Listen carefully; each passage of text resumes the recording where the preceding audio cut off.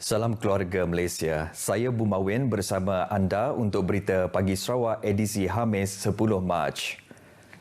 Syarikat berkaitan kerajaan GLC dan badan berkanun di negeri ini diharap dapat mencontohi kejayaan Open Network Enterprises ONE dari negara Eropah seperti Estonia, Latvia dan Lithuania yang merupakan perintis dalam hal pendigitalan.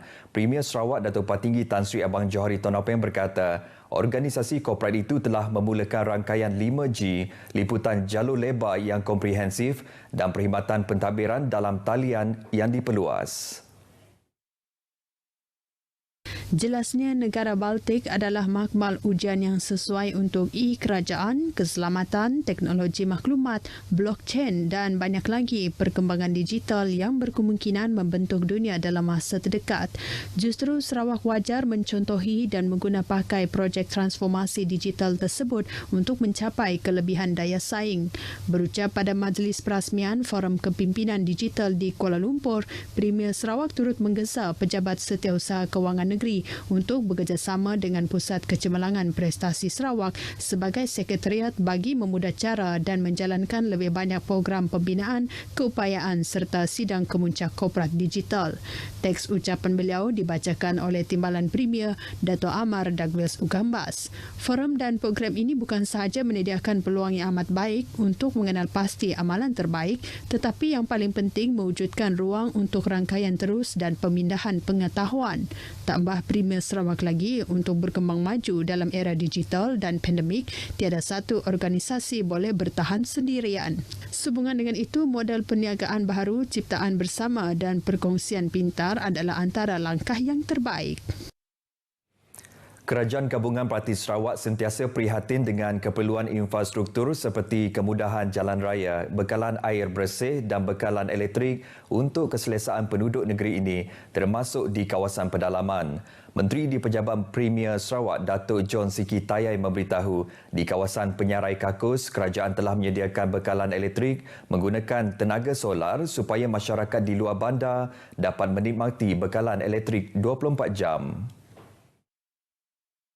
Selain itu, projek bekalan air bersih yang menelan kos sebanyak 4 juta ringgit juga masih dalam pembinaan.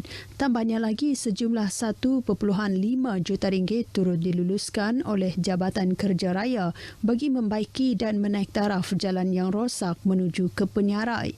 Ini merupakan cara kerajaan membantu rakyat dengan menyediakan perhubungan jalan yang lebih sempurna sekaligus mampu meningkatkan kualiti hidup mereka. Datuk John Siki menyatakan demikian pada program santai pemimpin bersama komuniti di Rumah Kanyan Sungai Penyarai Kakus Tatau. Beliau juga berkata, tanah-tanah yang terletak di tepi jalan boleh diusahakan seperti untuk penanaman kelapa sawit bagi meningkatkan pendapatan penduduk di kawasan tersebut. Majlis Daerah Limbang menyasarkan 13 buah inap desa di Limbang didaftarkan di bawah Kementerian Pelancongan, Seni dan Budaya MOTEK tahun ini. Wali Kota Majlis Daerah Limbang, Kaunselor Sufian Mohad berkata, permohonan daripada 13 pemilik inap desa di daerah itu telah diterima dan akan diserahkan kepada kementerian terbabit bagi tujuan kelulusan. 13 individu yang telah pun menghantar borang kepada kita, kita akan daftar kepada hantar borang tersebut kepada pihak MOTEK untuk pihak MOTEK mengeluarkan plak setelah diluluskan nanti, di mana akan dilekatkan satu plak di bawah pelancongan di mana homestay ini telah pun berdaftar. So insyaAllah we try the best di peringkat majlis dalam tahun 2022 ini, maka akan ada secara rasminya 13 buah homestay. Tidak termasuk rumah satu tadilah yang sudah pun lama beroperasi. Beliau menyatakan demikian kepada pemberita selepas program Kick-Off Homestay Daerah Limbang. Menyentuh mengenai pembukaan sempadan negara bermula 1 April ini, Kaunselor Sufian menyeru pengusaha inap desa di Limbang supaya memanfaatkan peluang tersebut.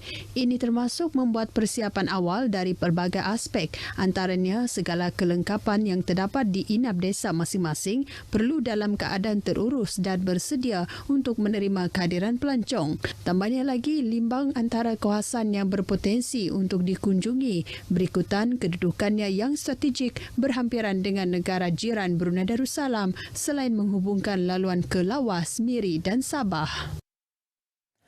Jelajah Taklimat Prosedur Operasi Standard SOP Penapisan dan Penilaian Lagu-Lagu Tempatan dan Etnik PPLTE RTM Sarawak pertama kali diadakan di luar Kuching.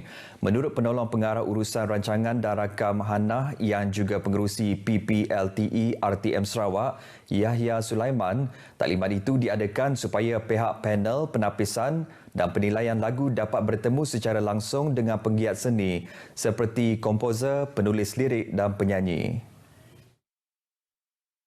Jadi supaya mereka mengenal ataupun memahami bagaimana tata cara kerja baru yang diperkenalkan dalam PPLTE ini. Kerana SOP-nya dah berubah. Jadi bila ada SOP baru ni, inilah peluang kita untuk memberi pendedahan kepada peserta bagaimana tata cara kerja baru PPLTE di RTM Sarawak. Beliau berkata demikian kepada RTM selepas taklimat SOP PPLTE RTM Sarawak di Miri. Beliau juga berharap selepas taklimat ini, para penggiat seni khasnya di Miri akan memahami SOP dan etika yang perlu dipatuhi semasa mereka hendak menciptakan sesebuah lagu khususnya untuk siaran di RTM Sarawak. Para penggiat seni yang hadir menyambut baik penganjuran jelajah taklimat berkenaan kerana ia syarat dengan maklumat mengenai SOP yang perlu dipatuhi. Menghadiri taklimat ini, banyak ilmu yang telah dikongsikan oleh pihak RTM lah, terutamanya bagi kami sebagai penggiat seni. Kami akan lebih bersedia apakah tata cara yang perlu ataupun kriteria yang dikehendaki oleh RTM untuk sesebuah lagu sebelum dihantar untuk ke unit tapisan. Taklimat prosedur penulisan tu kami lebih belajarlah, lebih berhati-hati untuk membuat lirik lagu sebab kami pun salah seorang komposer, kami juga penyanyi. Lebih 20 peserta terdiri daripada penggiat seni dan kaki tangan RTM menghadiri taklimat berkenaan. Selepas Miri, jelajah seterusnya iaitu di Sibu yang akan diadakan esok. Seramai 4 orang pesara polis telah dianugerahkan pingat jasa pahlawan negara PJPN dan sijil penghargaan bersempena program Jejak Perwira. Menurut satu kenyataan media, penganugerahan itu adalah bagi mengenang jasa dan pengorbanan pesara polis sepanjang perkhidmatan mereka ketika era darurat. Penyerahan pingat dan sijil berkenaan disempurnakan oleh Pengarah Jabatan Pengurusan Ibu Pejabat Polis Bukit Aman, Dato' Zaini Jas, yang berkunjung ke kediaman para pesara. Turut serta bagi menyerahkan pingat dan sijil tersebut ialah Pemangku Pesuruhjaya Polis Sarawak, Dato' Manca Atah, dan Ketua Polis Daerah Kuching, Assistant Commissioner Polis Ashmon Bajah. Baik, Polis Kuching sedang mengesan seorang kanak-kanak lelaki berusia 4 tahun yang dilaporkan hilang sejak Isnin lepas. Menurut hebahan Nur Alert yang dikeluarkan semalam, kanak-kanak yang dilaporkan hilang itu dikenali sebagai Eric Chang Wei Ji. Lokasi terakhir adalah di alamat bernombor 1493 Lorong 2, Taman Riverview, Jalan Daya dengan berpakaian t-shirt berkola bulat biru gelap dan berseluar pendek paras lutut warna hitam. Kanak-kanak tersebut bertubuh kurus dengan anggaran ketinggian kira-kira 100 cm, berkulit kuning langsat, berambut pendek dan lurus. Ketua Polis Daerah Kuching, Assistant Commissioner Polis Ashmon Bajah menerusi satu kenyataan memberitahu usaha mengesan sedang digerakkan melibatkan polis, penduduk sekitar dan unit K9 Polis Diraja Malaysia. Siasatan turut dibuka di bawah Seksyen 31-1 Akta Kanak-Kanak kepada penjaga kanak-kanak itu. Orang ramai yang menjumpai atau mempunyai maklumat mengenai kanak-kanak berkenaan diminta menghubungi Inspektor Hasmah Abdul Jalil di talian 013-685-2210 atau Ibu Pejabat Polis Daerah Kuching di talian 082-244-444. Akhir sekali ke perkembangan COVID-19. Kadar kes jangkitan harian COVID-19 di Sarawak semalam mencatatkan 1,727 kes baru positif dan ini menjadikan jumlah kumulatif kes positif COVID-19 di seluruh negeri meningkat kepada 272,142 kes. Jawatan Pengurusan Bencana Negeri JPBN Sarawak dalam kenyataan media hariannya memaklumkan daripada jumlah kes itu, 663 kes merupakan kategori 1, 1,051 kes ialah kategori 2, 12 kes kategori 4 dan hanya 1 kes kategori 5 yang memerlukan ventilator.